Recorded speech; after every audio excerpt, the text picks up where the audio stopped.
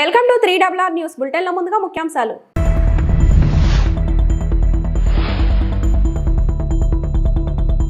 మత్స్యకారులకు వేట నిషేధ భృతి పంపిణీ కార్యక్రమంలో పాల్గొన్న హోంమంత్రి వంగలపూడి అనిత.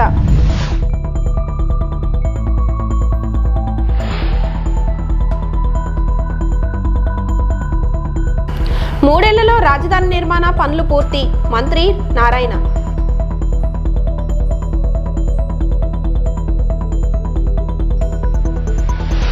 శ్రీకాళహస్తీశ్వర దేవస్థాన ఆలయంలో శని త్రయోదశి సందర్భంగా శనీశ్వర స్వామికి విశేషంగా అభిషేకాలు.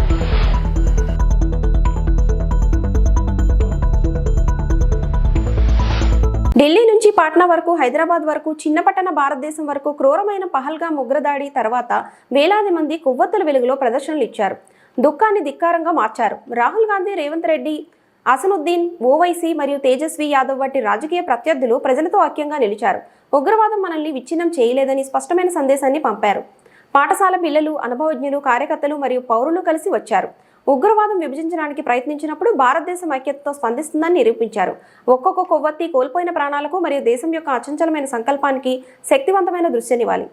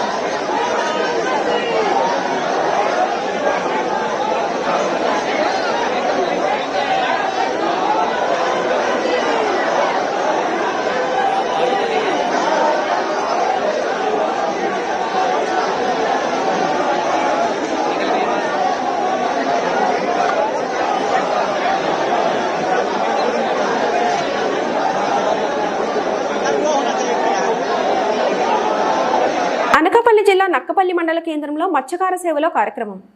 మత్స్యకారులకు వేట నిషేధ భృతి పంపిణీ కార్యక్రమంలో పాల్గొన్న హోంమంత్రి వంగలపూడి అనిత. ఎన్నికల హామీల్లో భాగంగా మత్స్యకారులకు వేట నిషేధ భృతి 20,000 రూపాయలు ఇస్తామని హామీ ఇవ్వడం జరిగింది. ఎన్నికల్లో ఇచ్చిన హామీని నిలబెట్టుకుంటున్నాం. మత్స్యకారులు రియల్ హీరోలు. పాయకరావుపేట నియోజకవర్గం టీడీపీ కంచుకోట. పాయకరావుపేటలో మత్స్యకారుల ఓట్లు ఎక్కువ. ఎలాంటి కల్మషం లేని వారు మత్స్యకారులు. 2004లో కాంగ్రెస్ ప్రభుత్వం హయాంలో వేట నిషేధ భృతి 30 కేజీల బియ్యం. 2014లో సీఎం చంద్రబాబు భృతి 4,000 రూపాయలు చేశాం. మత్స్యకారులకు 50 సంవత్సరాలకు పింఛన్ ఇచ్చినది కూడా చంద్రబాబు. తుఫాన్ రక్షిత భవనాలు, కమ్యూనిటీ హాల్స్, చేపలు ఎండబెట్టుకునే ప్లాట్ఫారం, సబ్సిడీ ఇంధనం, వలలు, పడవలు ఇచ్చినది టీడీపీ ప్రభుత్వం. గత ప్రభుత్వంలో మత్స్యకారులకు అన్యాయం జరిగింది.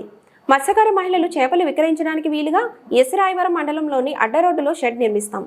ఒక రెసిడెన్షియల్ హాస్టల్ కూడా ఏర్పాటు చేస్తాం. పరిశ్రమల రాకతో అభివృద్ధి జరుగుతుంది.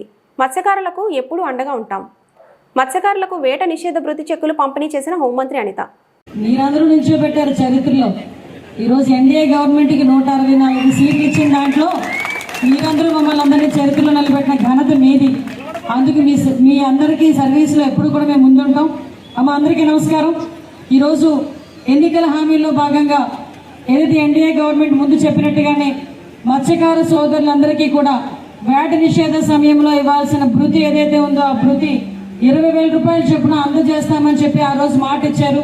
మాట ఇచ్చినట్టుగానే మాట నిలబెట్టుకునే క్రమంలో ఈరోజు మత్స్యకార సేవ అనే కార్యక్రమాన్ని ఏర్పాటు చేసుకుని గౌరవ ముఖ్యమంత్రి గారు హెచ్ఎర్ల నియోజకవర్గంలో ఈ కార్యక్రమాన్ని ప్రారంభించడం. ఈరోజు మన అనకాపల్లి జిల్లాలో మత్స్యకార సోదరులు ఎక్కువగా ఉండే నియోజకవర్గమైన మన పాయకరావుపేట నియోజకవర్గంలో నక్కపల్లి మండలంలో ఇది ఏర్పాటు చేసుకోవడం అనేది నిజంగా ఒక శుభ పరిణామం. ఇది నా అదృష్టం కింద భావిస్తూ ఈ కార్యక్రమానికి విచ్చేసిన మా రియల్ హీరోస్ అందరికీ కూడా పేరు పేరున ధన్యవాదాలు, నమస్కారాలు తెలియజేసుకుంటున్నాను. ఈరోజు ఈ కార్యక్రమానికి ముఖ్య అతిథిగా విచ్చేసిన మనందరి అభిమాన మన లీడర్ అనాలా ఎంప్లాయీ అనాలా ఏమనాలో ఆలోచిస్తున్నా సివిల్ కలెక్టర్ గారు సివిల్ సర్వెంట్ మనందరికీ కూడా సేవ చేసడానికి వచ్చిన ఐఏఎస్ ఆఫీసర్, మంచి మనిషి, ఎప్పుడైనా పేదవాళ్ళ కష్టం తెలిసిన మనిషి. అమ్మాయి ఇది ఇలా జరుగుతుంది అంటే ఇమీడియట్గా పాజిటివ్గా స్పందించి వాళ్ళకి మంచి చేయడంలో ముందుండే వ్యక్తి మన కలెక్టర్ గారికి ప్రత్యేకంగా ధన్యవాదాలు. అదేవిధంగా ఈ కార్యక్రమాన్ని నిర్వహించిన ఫిషరీస్ డిపార్ట్మెంట్ మన జేడీ ఫిషరీస్ గారికి, అదేవిధంగా మొత్తం డిపార్ట్మెంట్ వాళ్ళందరికీ కూడా, జిల్లా యంత్రాంగానికి, అదేవిధంగా పాయకరాపేట నియోజకవర్గ యంత్రాంగానికి, మరి ముఖ్యంగా ఈరోజు ఈ పాయకరాపేట నియోజకవర్గంలో మత్స్యకారుల తరపున నాయకత్వం వహిస్తున్న పెద్దలు మన గోసల తాతారావు గారికి, అదేవిధంగా వంకా రమణ గారికి, కాశీ విశ్వనాథ్ గారికి, అదేవిధంగా గోసల శ్రీకాంత్ గారికి, అదేవిధంగా మన సింహాద్రి రాంబాబు, అందరూ మన వంకా రమణ గారికి, అందరికీ కూడా నేను పేరు పేరున ధన్యవాదాలు. అదేవిధంగా ఈరోజు ఈ కార్యక్రమానికి విచ్చేసిన నాయకులందరికీ కూడా ప్రత్యేకంగా ధన్యవాదాలు, నమస్కారాలు తెలియజేసుకుంటూ మా మార్కెట్ యార్డ్ చైర్మన్ గారికి, దావరి సత్యనారాయణ గారు కూడా ప్రత్యేకంగా ధన్యవాదాలు తెలియజేస్తాను. 1 కోటి రూపాయలతో 3 గ్రామాల్లో పలు అభివృద్ధి పనులకు శంకుస్థాపన చేసిన మంత్రి డాక్టర్ నిమ్మల రామనాయుడు అనంతరం విలేకరులతో మాట్లాడడం జరిగింది. 1 కోటి రూపాయలతో 3 గ్రామాల్లో పలు అభివృద్ధి పనులకు శంకుస్థాపన. మన రైతు మన రామానాయుడు కార్యక్రమంలో భాగంగా పాలకొల్లు మండలం పాలకొల్లు రూరల్ గ్రామంలో 17.69 లక్షలతో పెదగరువు అవా డ్రైన్ బ్రిడ్జ్ దగ్గర అవా మీడియం డ్రైన్ పై గ్రావెల్ రహదారి నిర్మాణ పనులకు, కొత్తపేట గ్రామంలో 37 లక్షలతో దిగమర్రు ఛానల్ పై రహదారి గ్రావెల్ రహదారి నిర్మాణ పనులకు, పెదమామిడిపల్లి గ్రామంలో 11 లక్షలతో దిగమర్రు ఛానల్ పై రహదారి గ్రావెల్ రహదారి నిర్మాణ పనులకు, మరో 17.69 లక్షలతో హెచ్చరీ దగ్గరలో రాయలకోడు మైనర్ డ్రైన్ పై గ్రావెల్ రహదారి నిర్మాణ పనులకు, 16 లక్షలతో హెచ్చరీ దగ్గరలో రాయలకోడు మైనర్ తవ్వు పనుల ప్రారంభానికి శంకుస్థాపన చేయడం జరిగింది. రైతే రాజు, రైతే దేశానికి వెన్నుక అనేటువంటి నినాదం ఏదైతే ఉందో దాన్ని నిజం చేస్తూ ఈరోజు మన పాలకొల్లు నియోజకవర్గంలో ప్రతిరోజు కూడా పెద్ద ఎత్తున ఈ రకంగా రైతాంగానికి మరి గతంలో ఎప్పుడు చూడనటువంటి విధంగా ఇవాళ గ్రావెల్ రోడ్లు వేస్తూ ఉంటారు. మరి ఇప్పుడే రైతులు కూడా చెప్తూ ఉన్నారు, ఆ రోజు 2014లో 19లో ఆ రోజు మీరు వేసినటువంటి గ్రావెల్ రోడ్లు మళ్ళీ ఈరోజు మీరు అధికారంలోకి వచ్చిన తర్వాత మళ్ళీ మీరే ఆ రోడ్డు మీద రోడ్డు వేస్తున్నారు తప్ప మధ్యలో 5 సంవత్సరాలు ఎవ్వరూ కూడా రోడ్డు వేయడం మాట నుంచి మమ్మల్ని పలకరించినటువంటి పాపాన పోలేదని చెప్పి స్థానికంగా ఉన్నటువంటి రైతులే చెప్తూ ఉన్నారని. అంటే గత 5 సంవత్సరాల వైసీపీకి అధికారం ఇచ్చి ఎంత నష్టపోయాము, ఎన్ని ఇబ్బందులు పడ్డాము, ఎన్ని సంవత్సరాలు వెనక్కి మళ్ళీ పాలకుల్ని రైతుల్ని కూడా ఎట్లా నెట్టేశారో మరి ఇదే ఒక ఉదాహరణ చెప్పి తెలియజేసుకుంటూ ఖచ్చితంగా రేపు రాబోయేటువంటి రోజుల్లో కూడా, ఎందుకంటే మొదటి 9 నెలల 10 నెలల కాలంలోనే ఇన్ని అభివృద్ధి కార్యక్రమాలు, ఇన్ని సంక్షేమ కార్యక్రమాలు చేసుకుంటూ వెళ్తూ ఉన్నాం. రాబోయేటువంటి కాలంలో కూడా ఇంకా రైతులు, ప్రజలు రుణం తీర్చుకునేటువంటి విధంగా పెద్ద ఎత్తున పనిచేస్తాము. పాలకొల్లు నియోజకవర్గాన్ని ఒక ఆదర్శవంతమైన నియోజకవర్గంగా రాష్ట్రంలోనే తయారు చేస్తామని చెప్పి తెలియజేసుకుంటూ, మరి అదేవిధంగా ఏదైతే ఇప్పుడు పెన్షన్లు కూడా మొన్ననే చంద్రబాబు నాయుడు గారు కూడా చెప్పడం జరిగింది. ఏదైతే భర్త చనిపోయినటువంటి వితంతులు ఎవరైతే ఉంటారో దగ్గర ఎంతమంది ఉంటే అంతమందికి కూడా ఆ పెన్షన్లు కూడా లిస్ట్ అవుట్ చేసి త్వరలోనే ఆ కొత్త పెన్షన్ కూడా మంజూరు చేయమని ఆదేశించడం జరిగింది. నిజంగా ఇది ఒక అద్భుతం. ఎందుకంటే ఇప్పటికే మీరు చూస్తూ ఉన్నారు, ఈవేళ పెన్షన్ నిమిత్తం మరి 3,000 రూపాయలు పింఛను 4,000 రూపాయలకి పెంచాం ఎవరైతే వృద్ధులు, వితంతులకి. దివ్యాంగులకు అయితే 3,000 రూపాయలది 6,000 రూపాయలకి పెంచాం. మరి ఈ పెంచినటువంటి పింఛన్ల వల్ల భారతదేశ చరిత్రలో ఏ రాష్ట్రం కూడా ఇవ్వనట్టుంది. ఎందుకంటే నెలకి 3,000 కోట్ల రూపాయలు, సంవత్సరానికి 36,000 కోట్ల రూపాయలు, 5 సంవత్సరాలకి 1,80,000 కోట్ల రూపాయలు.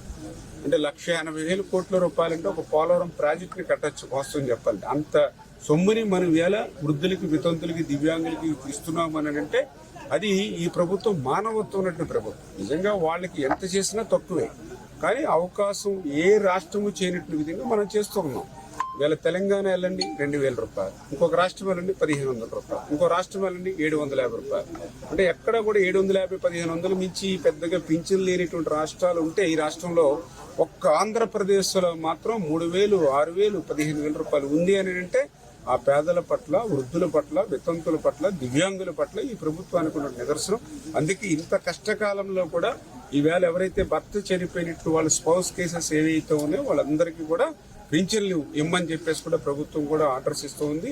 వెంటనే వాళ్ళకు కూడా ఆ కొత్త పింఛన్లు కూడా మంజూరు చేస్తున్నాము వితంతులకు అనే విషయాన్ని కూడా మీ ద్వారా కూడా తెలియజేసుకుంటూ మరి ఈ రోజు కూడా ఏదైతే 10,000 రూపాయలు వేట నిషేధ సమయంలో మత్స్యకారులకి దాన్ని 20,000 రూపాయలకి పెంచిస్తామని చెప్పాం. ఈ రోజు గౌరవ ముఖ్యమంత్రి చంద్రబాబు నాయుడు గారు స్వయంగా మరి వేళ శ్రీకాకుళం జిల్లా హెచ్చర్లందు ఆ కార్యక్రమాన్ని కూడా ప్రారంభిస్తున్నారు. ఇలా ఇచ్చినటువంటి మాటను ఒక్కొక్కటి అంటే అటు అభివృద్ధిని ఇటు సంక్షేమాన్ని రెండింటినీ కూడా నడిపిస్తున్నటువంటి ప్రభుత్వం ఈరోజు తెలుగుదేశం జనసేన బీజేపీ ప్రభుత్వం అని చెప్పి మీ ద్వారా తెలియజేస్తారు. గత 5 ఏళ్లు జగన్ తుగ్లక్ పాలన సాగించారని మంత్రి నారాయణ ధ్వజమెత్తారు. అభివృద్ధిని గాలికి వదిలేశారని విమర్శించారు. అమరావతిలో 64,000 కోట్ల రూపాయలతో అభివృద్ధి పనులు పునఃప్రారంభించనున్నామని, మరో 3 ఏళ్లలో రాజధాని నిర్మాణ పనులు పూర్తి చేస్తామని చెప్పారు. 17 చదరపు కిలోమీటర్లో క్యాపిటల్ సిటీని డిజైన్ చేశాము. 34,000 ఎకరాలు రైతులకు కేవలం 58 రోజుల్లో ఇచ్చారు. వాళ్ళకి మాట ఇచ్చిన ప్రకారం అక్కడ ఇన్ఫ్రాస్ట్రక్చర్ ఈరోజు డెవలప్ చేస్తున్నాం 64,000 కోట్ల రూపాయలతో. వాళ్ళ భూముల విలువ పెరిగినాయి. అయితే ఆ భూముల విలువ నిలవాలంటే అక్కడ మనుషులు రావాలి. మనుషులు రాకుండా భూమి విలువ నిలవదు. సో మనుషులు రావాలంటే స్మార్ట్ ఇండస్ట్రీస్ రావాలి. ఐటీ ఇండస్ట్రీస్, అటువంటి స్మార్ట్ ఇండస్ట్రీస్ అంటే నాన్ పొల్యూటెడ్ ఇండస్ట్రీస్. అదేవిధంగా నాన్ పొల్యూటెడ్ ఇండస్ట్రీస్ రావాలంటే ఇంటర్నేషనల్ ఎయిర్పోర్ట్ ఉండాలి. ఇంటర్నేషనల్ ఎయిర్పోర్ట్ రాకుంటే విదేశాల నుంచి ఎవరు రారు. ముఖ్యమంత్రిగా రాబోయే 50 సంవత్సరాలు దృష్టిలో పెట్టుకొని ఏ రైతులైతే ల్యాండ్ ఇచ్చారో వాళ్ళ భూమి విలువ నిలవాలి, పెరగాలనే ఉద్దేశంతో ఒక ఇంటర్నేషనల్ ఎయిర్పోర్టు, ఒక స్మార్ట్ సిటీ, అదేవిధంగా ఒక స్పోర్ట్స్ సిటీ కట్టమని ఆదేశించారు. అయితే మన దగ్గర ల్యాండ్ లేదు. దానికోసం ల్యాండ్ పుల్లింగ్కి పోవాలా, ల్యాండ్ అక్విజిషన్ పోవాలనే దాంతో ప్రజల అభిప్రాయం తీసుకోమన్నాం. నిన్న ఎమ్మెల్యే గారు భాష్యం ప్రవీణ్ గారు ఒక 3 విలేజ్ల్లో అంటే దాదాపు 8,000 ఎకరాలు విలేజ్లో గ్రామ మీటింగ్ పెట్టారు. అందరూ ఏకకంఠంతో మేము ల్యాండ్ పుల్లింగ్కి ఇస్తాము, ల్యాండ్ అక్విజిషన్ కాదని ఇచ్చారు. ఆ విధంగా యాక్చువల్గా ప్రజల యొక్క అభిప్రాయం తీసుకొని, ఆ యొక్క ల్యాండ్స్ ఓనర్స్ యొక్క అభిప్రాయం తీసుకొని ల్యాండ్ అక్విజిషన్, ల్యాండ్ పుల్లింగ్ అనే వాళ్ళకి ల్యాండ్ పుల్లింగ్ తీసుకుంటాం. జగన్ జమానాలో జరిగిన లిక్కర్ స్కామ్ ఓ అంతర్జాతీయ కుంభకోణమని తెలుగుదేశం పాలిట్ బ్యూరో సభ్యుడు సోమిరెడ్డి చంద్రమోహన్ రెడ్డి అన్నారు. మద్యం కుంభకోణంలో అసలు బిగ్ బాస్ ను జైలుకు పంపాలని డిమాండ్ చేశారు. వెంటనే కేంద్రం జోక్యం చేసుకుని సిబిఐ, ఈడీని రంగంలోకి దింపాలని కోరారు. బిగ్ బాస్ దురాశ వల్ల నాసిరకం మద్యం తాగి ఎందరో ప్రాణాలు కోల్పోయారని ఆరోపించారు. మద్యంతో పేదల ప్రాణాలు తీయడం క్షమించరాని నేరమని సోమిరెడ్డి దుయ్యబట్టారు. వైఎస్ జగన్మోహన్ రెడ్డి గవర్నమెంట్లో 2019-24 మధ్య జరిగిన లిక్కర్ స్కామ్ ఒక అంతర్జాతీయ స్థాయి స్కామ్. బహుశా దేశంలో ఏ దేశంలో అయినా 1,30,000 కోట్లు only cash transaction, no digital payment, no cheque payment or PhonePe, only cash. ఆనాడు ప్రైమ్ మినిస్టరు మోడీ గారు డిజిటల్ ఇండియా అని చెప్పి పదే చెప్పాడు, క్యాష్ ట్రాన్సాక్షన్స్ తగ్గించమని. ఈయన క్యాష్ ఆంధ్రప్రదేశ్గా మార్చాడు. ఈరోజు ఎంక్వైరీ జరుగుతుంది. ఆ ఎంక్వైరీలో కూడా అసలు లోతుగా పోవాల్సిన అవసరం ఉంది సిఐడికి. మీరేదో 3,200 కోట్లు అంటున్నారు మీరు, కానీ అనఫిషియల్ సేల్స్ మీరు అకౌంట్లోకి తీసుకోవటంలా. నేను ఒక మాట అంటాను, ఈడీ ఇంత మనీ లాండరింగ్ మీ లెక్క, సిఐడి లెక్క, నేను తర్వాత కూర విషయాలు చెప్తా. 3,200 కోట్లు అంటే ఈడీ ఎందుకు ఎంటర్ కాదు? అసలు అప్పుడు కూడా 19-14, బిట్వీన్ 19 and 14 ఇన్ని వేల, మోర్ దాన్ 1 lakh crores, 1,30,000 కోట్లు ట్రాన్సాక్షన్. దానికి అసలు అప్పుడు ఎందుకు క్వశ్చన్ చేయలేదు సిబిఐ కానీ ఈడీ కానీ. ఇప్పుడు కూడా సిఐడి ఎంక్వైరీ చేస్తుంది, క్లియర్గా సమాచారం బయటకు వస్తుంది, ఎవిడెన్స్. ఇంకా ఎందుకు ఈడీ ఎంటర్ కాదు?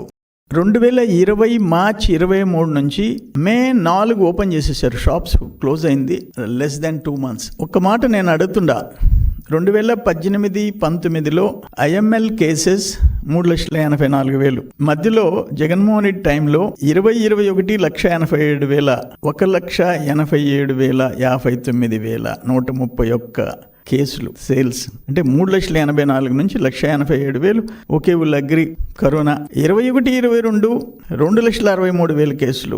బీర్ కేసెస్ అయితే పర్ మంత్ 18-19లో 23 లక్షల కేసెస్, 19-20లో 17,74,000, 20-21లో 4,75,000, 22-23లో 6,79,000. నేనేమంటానంటే ఇక్కడ జరిగిన దోపిడీ కేసుకి ఒక్కొక్క టైప్ ఆఫ్ బ్రాండ్కి, చీప్ బ్రాండ్కి 150 రూపాయలు నేను ఉండింది చెప్తుండా. ఇంకొక బ్రాండ్కి 250, ఇంకో బ్రాండ్కి 350, 600. ఒక కేస్ అంటే 48 స్మాల్ బాటిల్స్, క్వార్టర్ బాటిల్స్ ఉంటాయి. అవి సపోజ్ ఒక దాంట్లో ఒక బాటిల్ 150, 250కి అమ్ముతారు బయట. ఇది త్రూ ఎక్సైజ్ డిపార్ట్మెంట్ స్కానింగ్ చేసి షాప్స్ కి పంపిస్తారు. ఇక్కడ Kasireddy and team, Jaganmohan Reddy team చేసింది ఏంటంటే స్కానింగ్ కి పోకుండా, డిపోకి పోకుండా, ఎక్సైజ్ డిపార్ట్మెంట్ డిపోకి పోకుండా డిస్టిలరీ టు నేరుగా సేల్స్.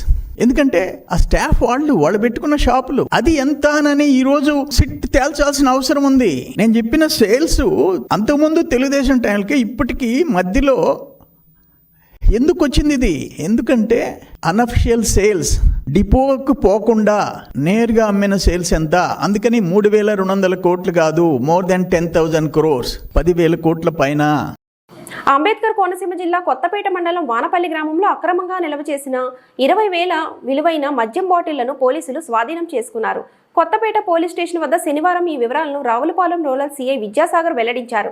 గ్రామంలోని రామ్మోహన్ రావు పేటలో కుంచే రమేష్ అనే వ్యక్తి ఇంట్లోనే మద్యం బాటిళ్లను నిల్వ చేసి విక్రయాలు చేస్తున్నారన్న సమాచారంతో కొత్తపేట ఎస్ఐ సురేంద్ర సిబ్బందితో కలిసి దాడి చేశారు. ఆ సమయంలో నిందితుడు రమేష్ గోడ దూకి పారిపోగా అతన్ని ఇంట్లో ఉన్న 110 మద్యం బాటిళ్లు, 6,272 నగదుతో పాటు అతని మొబైల్ స్వాధీనం చేసుకున్నామని, ఈ మేరకు కేసు నమోదు చేసి దర్యాప్తు చేస్తున్నామని సీఐ తెలిపారు. అందరికీ నమస్కారం అండి. మన కొత్తపేట మండలం వానపల్లి విలేజ్ రామ్మోహన్రావుపేటలో అడ్డకాల దగ్గరలో ఆ ఊరికి చెందిన కుంచే రమేష్ అను ఆసామి అక్రమంగా మద్యం బాటిల్ కలిగి ఉన్నాడని మా కొత్తపేట ఎస్ఐ గారికి రాబడిన సమాచారం మేరకు ఎస్ఐ గారు వారి సిబ్బంది కుంచే రమేష్ ఇంట్లో రైడ్ చేసి సుమారు 110 బాటిళ్ళు, ఇవన్నీ కూడా లోకల్ మేడ్ ఉంది, అదేవిధంగా వేరే యానం లిక్కర్ కూడా కలిపి 110 బాటిళ్ళు అన్ని బ్రాండ్లు కలిపి ఉండడం జరిగింది. ఆకు, క్వార్టర్లు, ఫుడ్లు ఇవన్నీ కూడా ఉన్నాయి.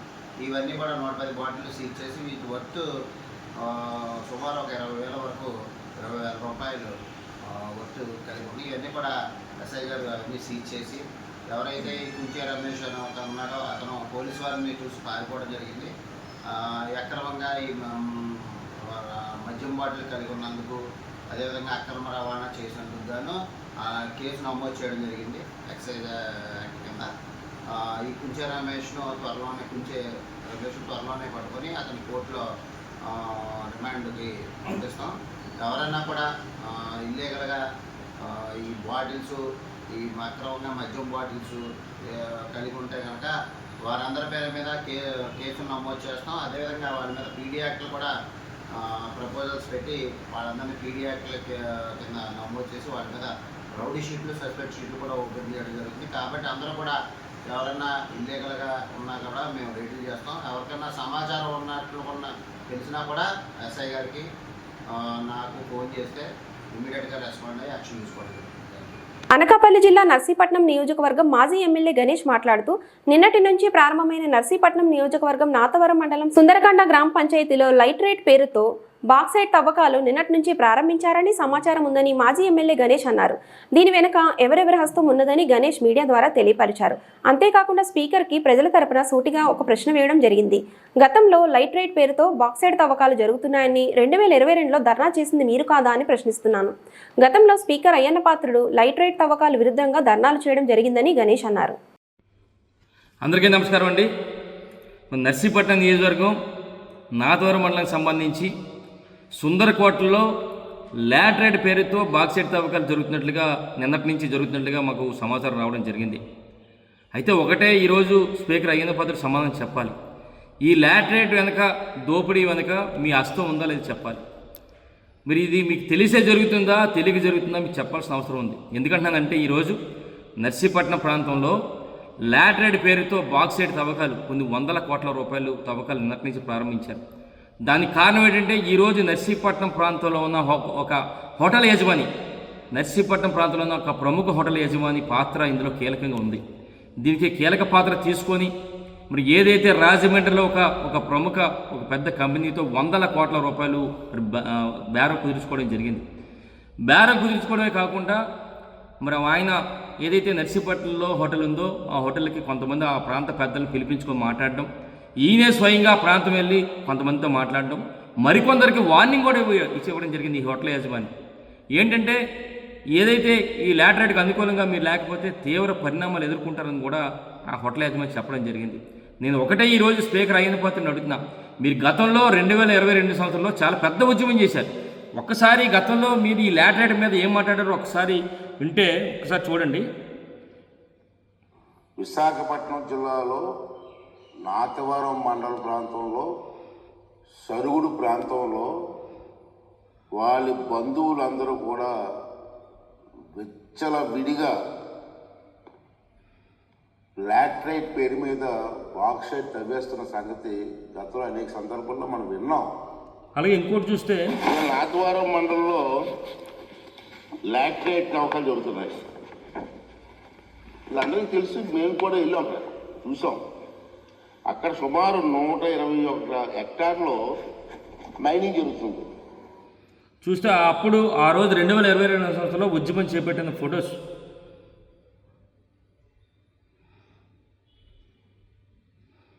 అక్రమ మైనింగ్ పోరాటం అని చెప్పి మరి గతంలో 2022 సంవత్సరంలో ఏదైతే విశాఖపట్నం, ఉమ్మడి విశాఖపట్నం, తూర్పుగోదావరి జిల్లాలో ఉన్న తెలుగుదేశం పార్టీ నాయకులందరూ కూడా పెద్ద ఉద్యమం చేపట్టారు.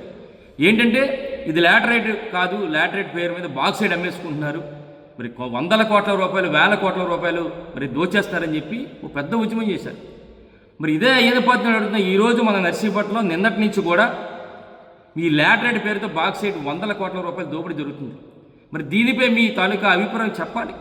మీ తాలూకా ఏదైతే మరి మీ హస్తం ఉందా లేదా వెనకాల మీకు తెలిసే జరుగుతుందా, తెలియక జరుగుతుందా చెప్పాల్సిన అవసరం ఉందని చెప్పి మరి మీ ద్వారా అయ్యన్న పాత్రని డిమాండ్ చేస్తానని చెప్పి మీ ద్వారా తెలియపరుస్తాను. నమస్కారం. దక్షిణ కైలాసంగా ప్రముఖ పుణ్యక్షేత్రం శ్రీ కాళహస్తీశ్వర దేవస్థాన ఆలయంలో శని త్రయోదశి సందర్భంగా శనీశ్వర స్వామికి విశేషంగా అభిషేకాలు నిర్వహించారు.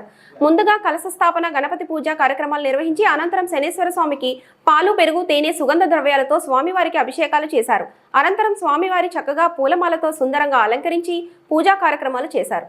వీర్య విజయాభయాజురారోగ్యైశ్వర్యాభివృద్ధ్యర్థం అనారోగ్య బాధ అజామి ఆపోహిష్టామజో భువస్థాన ఊర్జే దధాతన మధః యమాయ సోమకం సునద యమాయ జుహుతాహవిః యమగోహ యజ్ఞో గచ్చత్య. ఓం దండధరాయ నమః, ఓం జలాధిపతయే నమః, ఓం భవాసాదయామి దీప్యమానాన్ వాసాదయామి శుద్ధాచమణీయం సమర్పయామి.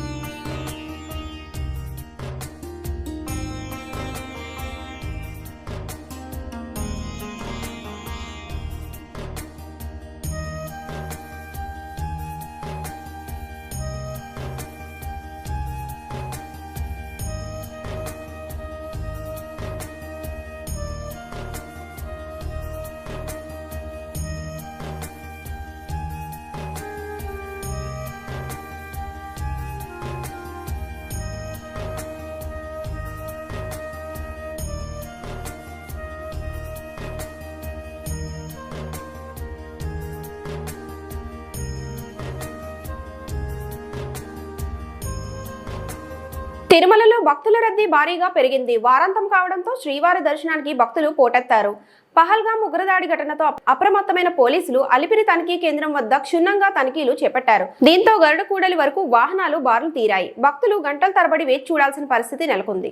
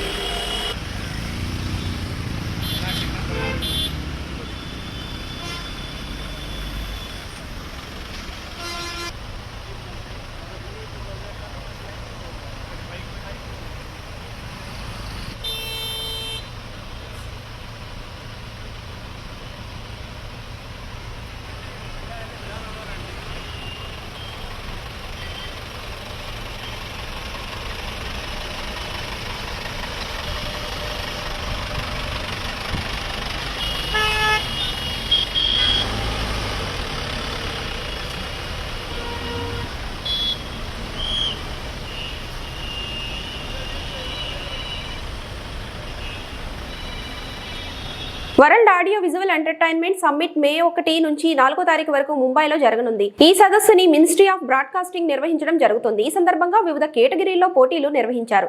ఈ పోటీల్లో భాగంగా ట్రైలర్ మేకింగ్ కేటగిరీలో విశాఖకు చెందిన నిస్టల్ అన్వేష్ టాప్ 20లో 6వ స్థానాన్ని దక్కించుకోవడం జరిగింది. ఈ సందర్భంగా శనివారం విజేఎఫ్ ప్రెస్ క్లబ్లో జాతీయ జర్నలిస్టుల సంఘం కార్యదర్శి గంట్ల సీనుబాబు అధ్యక్షతన జరిగిన అభినందన సభలో అన్వేష్ మాట్లాడుతూ యూట్యూబర్లు, కంటెంట్ క్రియేటర్స్ ను ప్రోత్సహించేందుకు భారత ప్రభుత్వం ఈ వినూత్న కార్యక్రమాన్ని నిర్వహిస్తోందన్నారు. ముఖ్యంగా సినీ పరిశ్రమలో ప్రముఖులతో సినీ పరిశ్రమపై ఆసక్తి ఉన్న ఔత్సాహిక కళాకారులకు, సాంకేతిక నిపుణులకు కలిపేందుకు వీలుగా ఈ వేదిక ఉపయోగపడుతుందన్నారు. గన్స్ అండ్ గులాబీ అనే వెబ్ సిరీస్ కు తాను ట్రైలర్ రూపొందించానని, దానికి గాను 6వ స్థానం దక్కిందన్నారు. ఈ నెల 30న ముంబైలో అవార్డులు ప్రదానం చేస్తారన్నారు. ఆలోచనలు ఈరోజు ఆర్టిఫిషియల్ ఇంటెలిజెన్సీ డెవలప్ అవుతున్న కొద్ది కూడా భారతదేశం కూడా ఇతర దేశాలతో పోటీ పడుతూ అన్ని రంగాల్లో కూడా అగ్రగామిగా తీసుకెళ్ళిపోతుంది, మనకు తెలుసు. అయితే ఆ టాలెంట్తో పాటు మరి ప్రత్యేకంగా ఏదైతే ఉందో దేశవ్యాప్తంగా 4000 ఎంట్రీలు వస్తే ఆ 4000 ఎంట్రీల్లో కూడా ఈ వరల్డ్ ఆడియో వీడియోకి సంబంధించిన ఈ సమ్మిట్కి చాలా పెద్ద ఎత్తున కాంపిటీషన్ ఉంది. ప్రపంచ స్థాయిలోనే ఇంత కాంపిటీషన్ ఉన్న దాంట్లోనే మన తెలంగాణ నుంచి కానీ, ఆంధ్రప్రదేశ్ నుంచి కానీ ఏకైకంగా ఎంపికైన అవార్డు వ్యక్తి మన అవినాష్. కాబట్టి మన అందరం కూడా ముందుగా అవినాష్కి అభినందనలు తెలియజేసుకుంటూ అన్వేష్కి అభినందనలు తెలియజేసుకుంటూ మరి భవిష్యత్తులో మరిన్ని ఉన్నత శిఖరాలు అధిరోహించాలని, మరిన్ని అవార్డులు సాధించాలని, ఈ విశాఖ నగరం పేరు ప్రఖ్యాతి నిలపాలని ఆ సింహాద్రినాథుడిని కోరుకుంటూ ముందుగా అన్వేష్ గారికి సంబంధించి వాళ్ళ తండ్రి గారు అయినటువంటి మన సీనియర్ పాత్రికేయులు మణిశర్మ గారు మాట్లాడతారు. అన్వేషణ పేరు పైన అందరికీ కృతజ్ఞతలు తెలుపుకుంటాను. బేసికల్గా దీనికోసం ఈ వేవ్ సమ్మిట్ ఏంటి అనేది స్మాల్ ఇంట్రో చెప్పాలంటే, కంటెంట్ క్రియేటర్స్ ఎకానమీ అనేది చాలా బూమింగ్ అండ్ థ్రైవింగ్ బిజినెస్. ఇప్పుడు ఆర్టిస్టులు ఎవరైనా కానీ, ఆర్టిస్టులు, మ్యూజిషియన్స్, ఫిల్మ్ ఆస్పిరెంట్స్ అందరికీ కూడా ఇండస్ట్రీలోకి వెళ్ళడానికి యూట్యూబ్ అనేది ఒక ఆల్టర్నేట్ మీడియా అయిపోయింది. ఈవెన్ మీడియా వాళ్ళకి కూడా మెయిన్ స్ట్రీమ్ మీడియాకి ధీటుగా యూట్యూబ్ ఛానల్స్ అన్నీ కూడా చాలా ఫ్లరిష్ అవుతున్నాయి. సరే, మీడియా ఛానల్స్ పక్కన పెడితే మోస్ట్ ఆఫ్ ద ఆర్టిస్ట్ యూట్యూబ్లో ఉండే మోస్ట్ ఆఫ్ ద ఆర్టిస్ట్ కానీ వీళ్ళందరూ కూడా వీళ్ళ మెయిన్ టార్గెట్ ఏంటంటే ఇండస్ట్రీకి ఎంటర్ అవ్వాలనేది.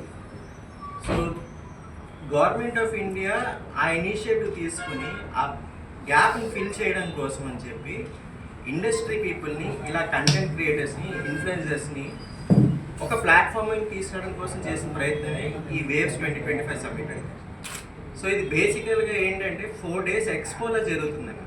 అంటే ఏంటి, ఇక్కడ అమితాబ్ బచ్చన్, చిరంజీవి, రజనీకాంత్, మోహన్ లాల్ అండ్ నెక్స్ట్ రాజమౌళి ఇలాంటి పెద్ద పెద్ద ఎక్స్పర్ట్స్ అందరి దగ్గర నుంచి వాళ్ళ నుంచి ఇన్పుట్స్ లేదంటే వాళ్ళ నాలెడ్జ్ షేరింగ్ అన్నీ కూడా తీసుకోవడం జరుగుతుంది. అండ్ నెక్స్ట్ ఏంటంటే ఈ 4 days ఈవెంట్లో కూడా మన ఐడియాస్ ఏమైనా ఉంటే కూడా పిచ్ చేయొచ్చు అక్కడ.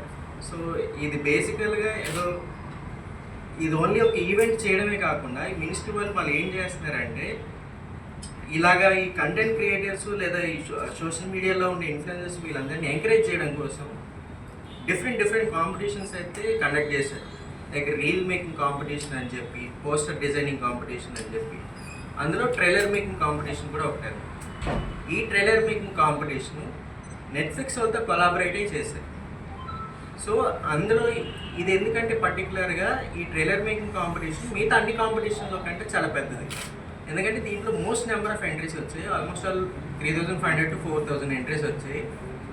అందులో నేను సెలెక్ట్ అవ్వడం అనేది చాలా అదృష్టంగా ఫీల్ అవుతున్నాను. ఇది పెద్ద అచీవ్మెంట్లా చూడట్లేదు, నేను బేసికల్గా ఒక ఆపర్చునిటీలో చూస్తున్నాను. నేను చెప్పాలనుకుంది ఏంటంటే, ఈ వేవ్స్ 2020 సమ్మిట్ అనేది ఏదైతుందో ఎవ్రీ ఇయర్ జరుగుతుందండి.